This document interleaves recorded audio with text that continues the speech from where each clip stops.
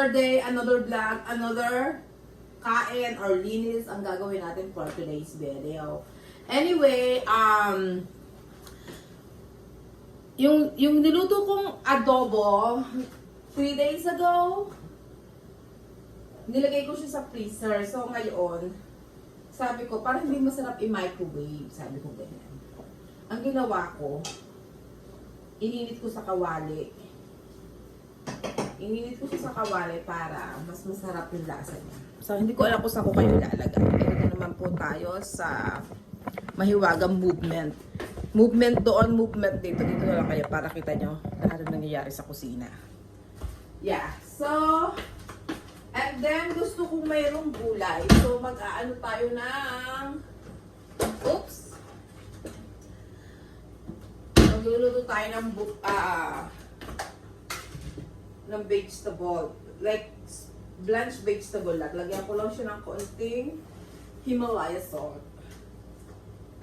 Ganyan lang siya. And then, hindi ko na dapat isusutay ko sa garlic, but I changed my mind kasi medyo ano siya. Medyo oily na. Kasi ang adobo ko ay medyo oily. So, para naman yung plain lang ang ng vegetable. Ito lang. As in, iba-blanch ko lang siya. Ito lang siya. Iba-blanch ko lang siya sa hot water na kumukulong tubig. Lagay natin. Kasi pang madalian lang. Gusto ko lang merong gulay na akong kainin today. Yung ano lang. Yep.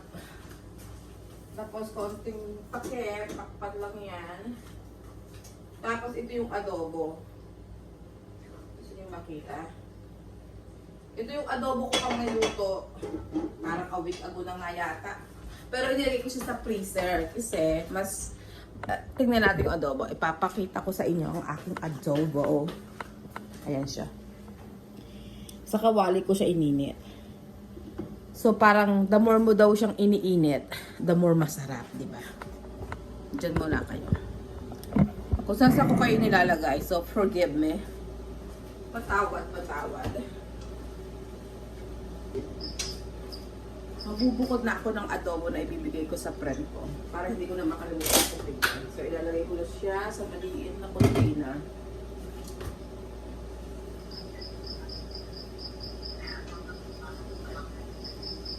Bibigyan ko sana siya last time.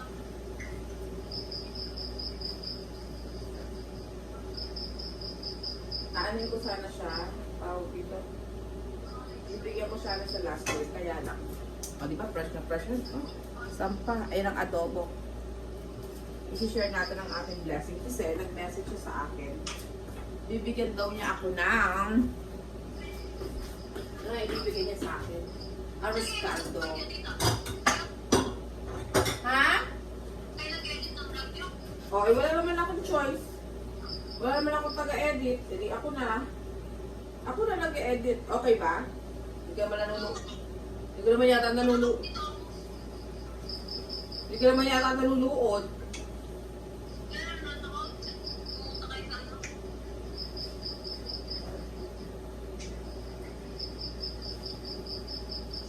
Ako na nag-e-edit. Ako na rin naglalagay ng thumbnail. Maganda na. Para nag-e-edit ako. O see, may improvement na ako according to my judge. Mga judges ko yung mga yan. Tapos, ganito na lang yung mga pinagdalagyan ko. Alam nyo kung bakit. Kasi minsan pag pinamigay ko ang aking pagkain, hindi na bumabalik ang lalagyan. So ito, kahit hindi, sinesave ko talaga siya. Para... Kahit hindi nila sa akin isa uli, okay lang.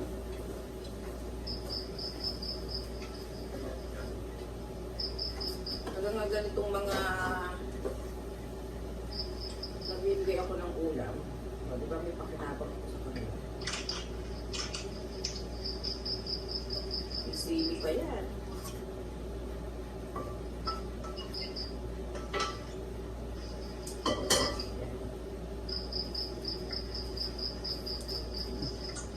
Umalis na si Miro? Hi po. Wow! Miro, you look different with your uniform. Nakablog ang lola mo kaya ano. Kaya energetic. Biro, nanonood ka pa ng vlog ko? At huwag ka mag-skip ng ad. Tapos, sino nakaka-relate sa inyo pag inalis niyo yung adobo dun sa kawali, lalagyan niyo ng kanin? Diba? Masarap yun.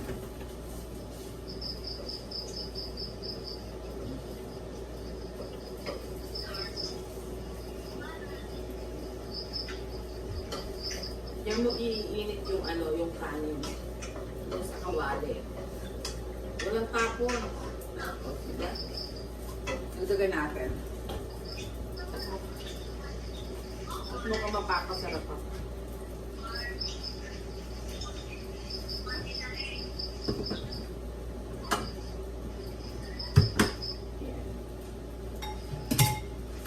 Ano lang siya, wala na siya kasi malasa na yung ano. Oh, baka ma-over ko pang aking binalanan siya. Ano ba ito?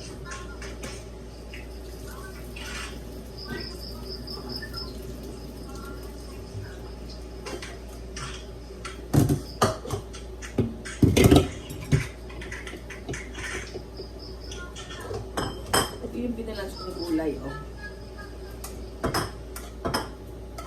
Bago pumilo sa mga bata kasi excited pa yun sila pumasok ngayon. Kasi pangalawang second printan nila ngayon. Sana hanggang katapusan ng school year, ganyan sila. Masisipot silang pumasok. Yung sa table, ang aking, diba? Oh. Adobo fried rice. Kung ang Jollibee dito kasi may adobo fried rice. Kain na tayo ng late lunch and early dinner. Tikman natin yung gulay. Pwede na rin siya. Tikman natin yung pangat na adobo. Pang-apat na araw. Ang sarap. So, yan lang ang ulam.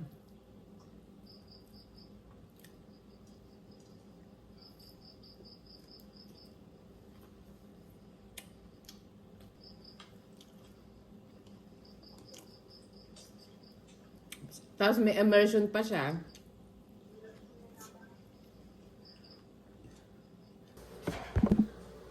Hi guys! Magluluto tayo ngayon ng dessert. Actually, pre-made na siya. Ginawa ko na siya 6 months ago. Tapos nilagay ko sa freezer. Ano siya, turon? Ube turon siya. Ube turon. Yung, alam mo yung parang biko na ube, na purple rice yung ginamit ko. Nasa na nga mantika. Yun ang ano niya. Yun ang kanyang laman sa loob. Hindi ko alam. Tapos meron din Nutella. Hindi ko alam kung alin din ang Nutella. May palaman nila Nutella. Nilagyan ko din nilagyan ko din ng tawag dito ng langka. May langka, may cheese, sosa na. Lahat yung tatlong yung maluto ko. Kasi hindi ko na siya makakain lahat. So, ganun, kahit sa lumpia, kagawa ko ng marami, tapos nilalagay ko sa freezer. O, ganyan o. Yan. Hindi ko alam kung ano to. Basta, yung pinakang ano niya, imbis na banana, ang nilagay ko ay ano, yung ube. Ube na parang biko siya. Yung parang malagkit na nilagyan ko siya ng totoong halaya na galing sa Laguna. Oo. Yung halaya doon sa San Pablo kasi yun ang popular doon sa amin. Sa San Pablo. Malapit kasi lang kami sa San Pablo. So every time umuwi ako ng Pilipinas, yun ang pasalubong ko sa kanila. Dito sa mga friend ko dito. Hindi man lang kaya dyan kayo para kita yung lahat. Tapos, so, iniinit ko lang yung mantika. Kakain ko lang ng adobo. Ngayon, nag-decide ako talaga na hindi muna lutuin yung biko. Alam na kung bakit. Para natatagtag yung aking tiyan habang ako ay naghuhugas ng aking pinagkainan. Oo, yun ang aking... Ganun ang aking peg. Sabi ko, mamaya ko na... Pwede ko naman siyang iprito na kanina habang bago ako kumain, di ba? Para prepare na pagkakain. Diretso, ano na. Kaya lang, naisip ko, baka busog pa ako. Tapos, para matagtag-tagtag naman yung kinain ko bago ako uli mag-dessert.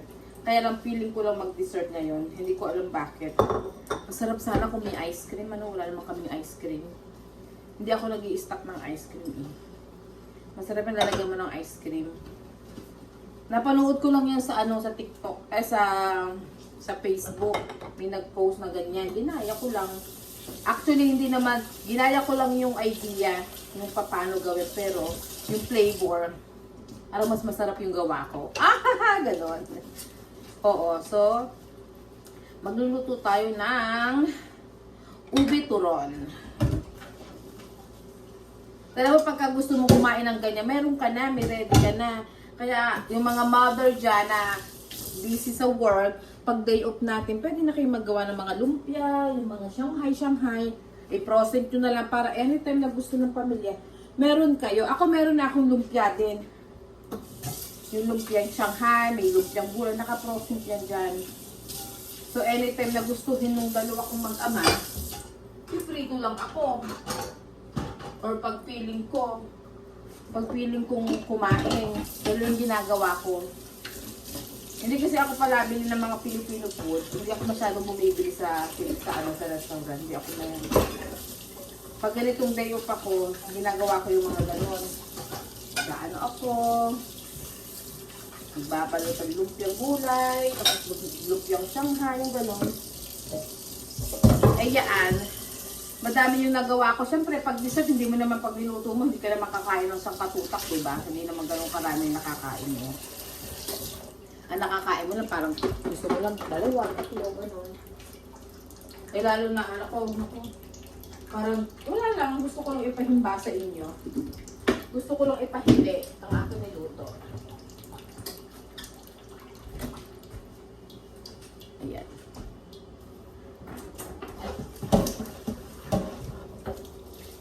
Gusto ko lang ipahili ang lulutuin kong dessert. Kasi pag saging yung ginawa mo, napansin nyo ba pag saging yung pinurosan nyo matigas, mahirap siyang maano. So ang ginagawa, naisip ko, try ko nga to. Meron pa nga kami natikman eh, parang gusto kong gawin siya. Yung lumpiang may natikman ako nung pumunta kami ng LA. Masarap yung lumpia nila. So parang gusto kong gawin din. Diba? Ube turon. Niluto ko muna yung malagkit sa gata. Tapos, nilagyan ko siya ng ube condensed milk. Yun ang ginawa ko. Pero ang rice ko is ube na malagkit. Yung yung Korean rice na purple, yun ang ginamit ko. I don't add sugar kasi nga may condensed na. Tapos gata. Hanggang doon ko siya niluto, doon ko siya sinaing pala, isinaing ko siya. Tapos, init na yata ang mantika ko. Pagkatapos nun, pinalamig ko siya. Pero yung in yung talagang kanin na siya. Yung lutong-luto, yung...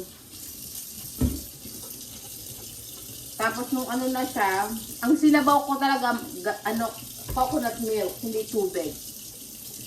Tapos nilagyan ko lang ng meron ako ditong dahon ng dahon ng pandan, yun ang ginamit ko. May nabibilang kasi dito yung frozen na dahon ng pandan. Worth naman siya, maganda rin naman siya. Mabango pa rin. See? At least bago ako mag-dessert, ay ang kusina. Nahugasan ko na while I'm warming the habang nagwa-warm ako ng mantika. Diba? Wala talaga sayang sa aking oras dahil time is gold. Kasi matutulog uli ako. Matutulog uli ako kasi ang gabi ako ngayon, gumising lang ako kasi Nagutom ako. Dito tayo sa aking turon. Oh, sorry naman. Medyo, ayan. Ayan. Tignan natin. Sana may ano, ito yung ube. Ito, ano, ewan ko anong flavor niya. Ay, hipit. Nagpatalansikan. Ang mantika ngayon, magpupunas na naman po after. Sana may cheese yan. Ito, para may cheese ko. Mahirap hulaan eh. Kasi pinagsama-sama ko siya. Tama na yung tatlong. Ako lang naman ang kakain. Oh, okay. Tama na yung tatlo. Kasi tatlo is good enough. Tatlo is good enough.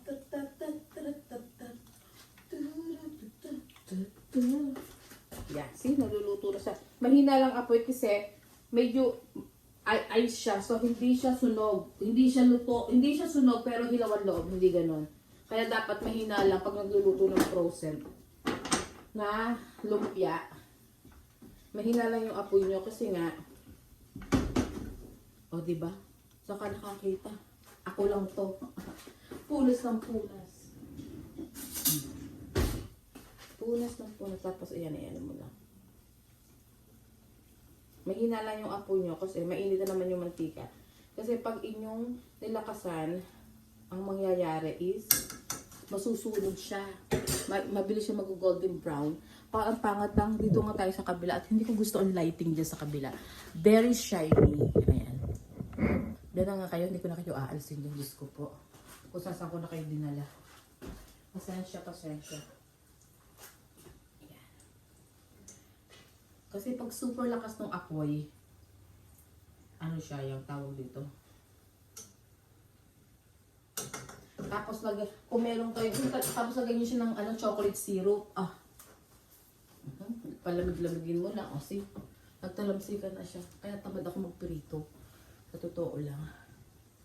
Pag nag-fried chicken ako, Diyos ko po, tinatakloban ko to ng foil. Para hindi ako mahirapan maglinis. Lang siya maluto yung loob. Hindi pa malakas yung apoy to.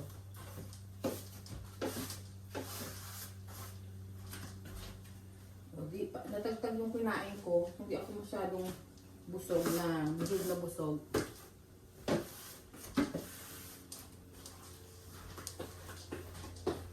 Ako, kung gusto niyo akong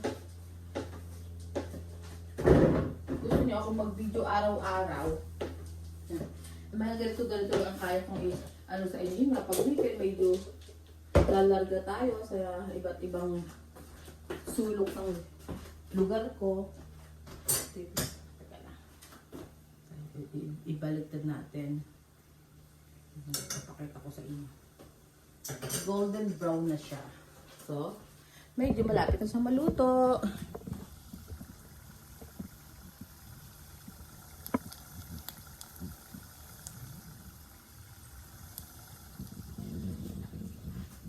Legit for today. So, ilalagay ko dito. Lagyan ko ng paper towel. Lagyan nyo ng paper towel para yung oil. Ayan.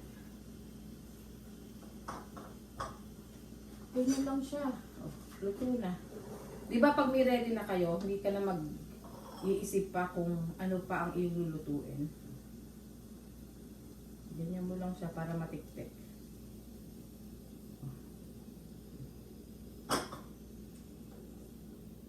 So, see? Papalamigin lang natin. Tapos, ipi-plating natin siya mamaya.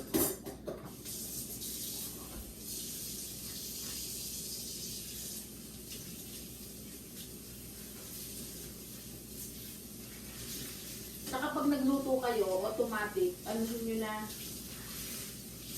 punasan nyo na yung kalan nyo para hindi nagdidikitan ang mga mantika. Diba?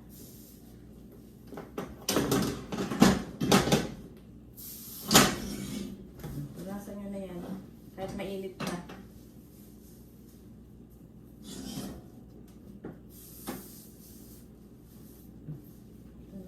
punasan. Pero dahat-dahat ko, katulad ko, lagi ako napapasok. Ayan, okay.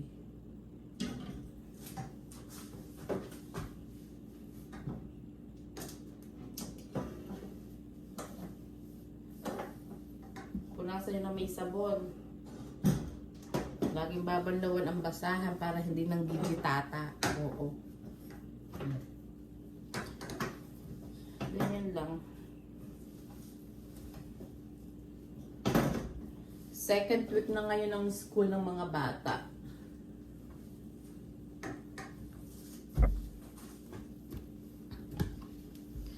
Okay. Tapos, o, di ba, pagkakain ko niyan mamaya, wala na akong intindihan, di ba? Wala na akong isipin na rin pupunasan na ano, okay. Pagka yung tipo nyo na, alam yung food coma, pagka gusto nyo lang humiga pagkakain o medyo stretch muna dahil nabusog nga, hindi na kayo pangangamba na, sino kayo maglilinis ng kusina? Sino kayo maghuhugas ng plato, di ba? Eh kung nagawa nyo na, edi, carry those lang ang mahiga-higa.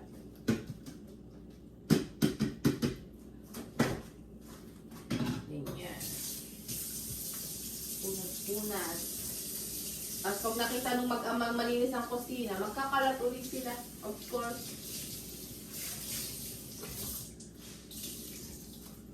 See? Nakuwalis na ako. Kahit maraming abubot, basta malinis. Basta malinis yung bahay. Masaya na ako doon. Basta wala akong makita ng gabok. Ay, naku. Ano bang may syrups ako dito ito. Meron akong chocolate or strawberry. Siguro chocolate na nilagay natin ito. Ipi-plating na natin siya. Para masarap ang ating kain.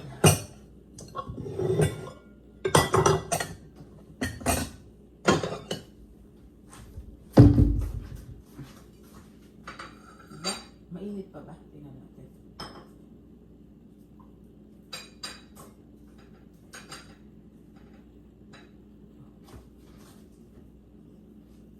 Ganyan lang. Gasa na rin ito.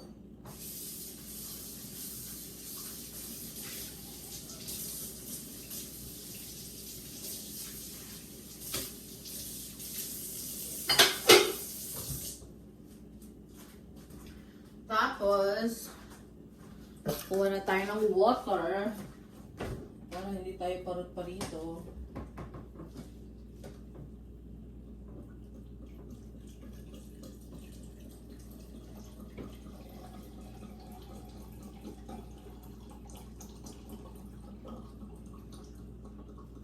Okay. There you go. There you have it. Let's see. Lalagyan natin siya ng chocolate syrup.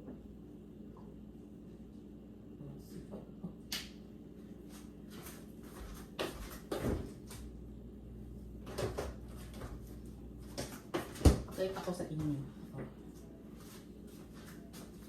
Ang aking ube turon.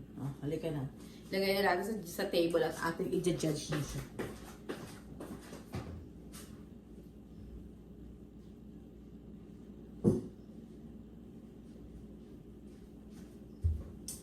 I-judge natin ang ating ube turon. We need to have pork. Huwag na mag-knife. Hindi naman totoo yun. Mag-knife lang dahil sa video. Ay nako. Ang totoo, kinakamay ang dessert na ganyan. Diba? Kaya lang mainit kasi syempre. Mainit siya kaya ano natin. Titiniduran kasi. Ayan na.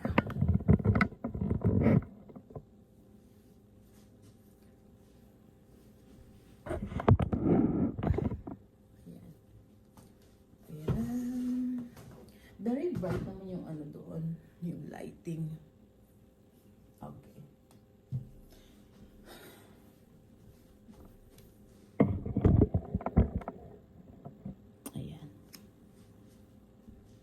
Ubus na yung portos ko, oh, wala na yung kahon sa table. Pa, hindi nga kami mahilig sa portos, kita mo. Okay, reviewin na natin tong 5 months ko na ubi turon na naka-frozen. Tignan natin kung anong nangyari. Hindi ko ito i-edit para alam niyo kung totoong masarap pa siya or good condition pa yung turon ko na ube. Try natin dito. At anong palaman niya sa loob? Kasi nilagyan ko to ng ube langka at saka ng cheese.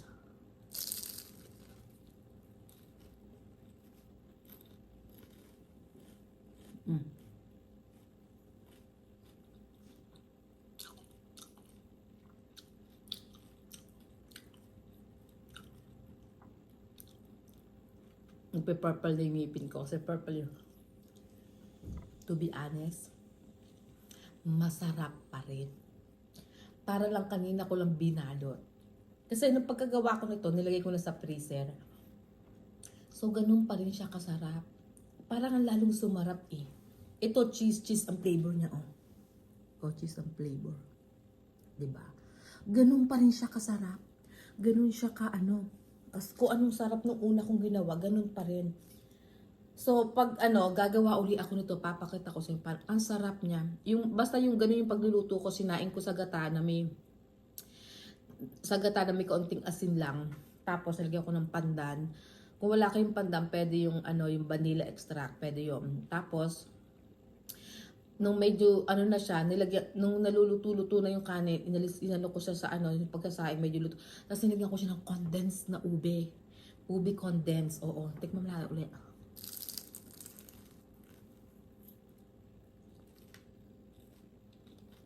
Masarap talaga. Walang sinabi ang kung saan mga restaurant kayo makaka-order ng ube turon. At jackpot ako dito. Marami siyang cheese. So yung tamis at alat nagmi-mix siya. Tapos meron kang chocolate syrup. Ay nako, masarap. Hindi siya masyadong matamis ngayon. Kasi parang niluto ko to dati pero may natatamisan ako. Ayun, hindi siya masyadong matamis. Masarap. Iba yung sarap niya. Masarap siya. Yun lang masasabi ko.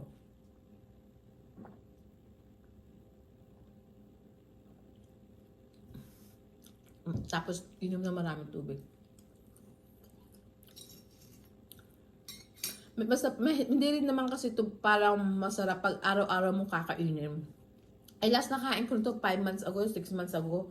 Kung kailan ko ito ginawa, yun ang huling kain namin. Yung nagpunta kami nagbakasyon kami after New Year. Yung pa yun, yung huli kong to. Tikman natin to. Ano kayang feeling nito? Sana langka. Gusto ko din ng langka.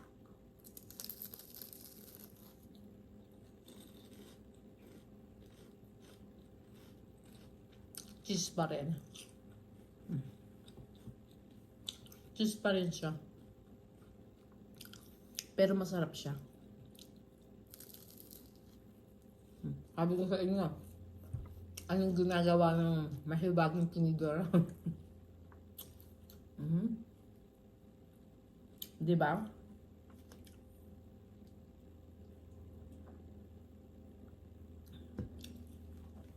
Kaya gumawa na kayo nito, lagay nyo lang sa freezer nyo para anytime na nag-crave kayo, meron kayo.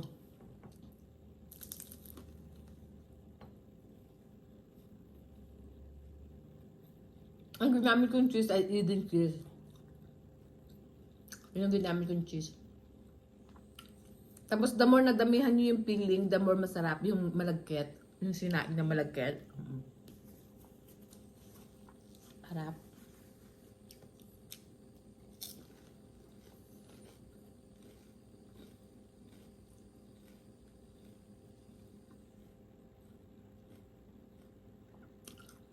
Sana lang. Ano to? Tawag ito? Sana iba naman para tikman na. Buksan natin sa putulin natin sa gitna. O ano to?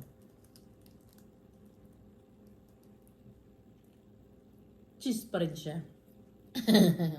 Surprise ba ako? Ganun siya. Di ba? Di ba, ang daming ano, pag sa tindahan mo to binili, kaunti lang yung laman. Kasi nga paninda. So, pag sarili mong gawa, o di ang laman. Kahit anong syrup lagay, minsan may Hershey na strawberry and flavor. Tapos ito naman chocolate. Kahit anong amo ko anong masarap din dito. Yung parang yung chocolate i-melt mo, tapos yun na i-garnish mo. Masarap din yun.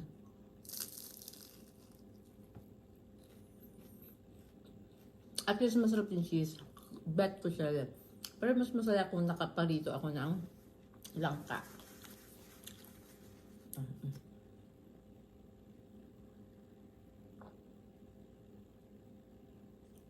Diyan.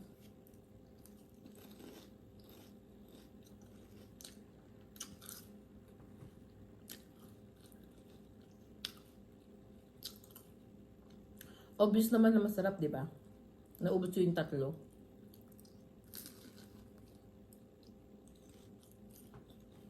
Tsaka crunchy yung pambalot.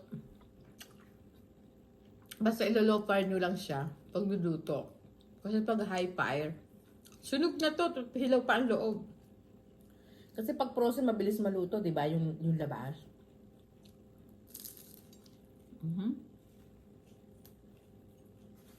Masarap ka. Iba yung sarap nyo. Ba't parang na-enjoy ko siya ngayon kaysa nung dati, nung bagong gawa? Maybe because marami kasi akong ginawa. Tapos parang naumay na ako. Kasi binabalot ko din katapos ng luto. So parang pagod na ako. Tapos parang hindi ko siya na-enjoy noon.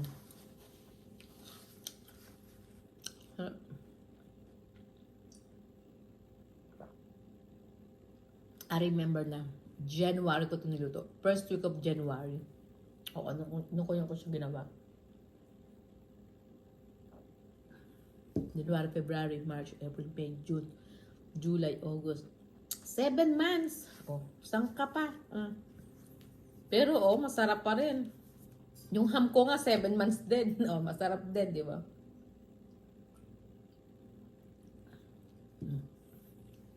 Yun na yung meal ko for the day. Hindi na ako kakain. Yan na yung first and last.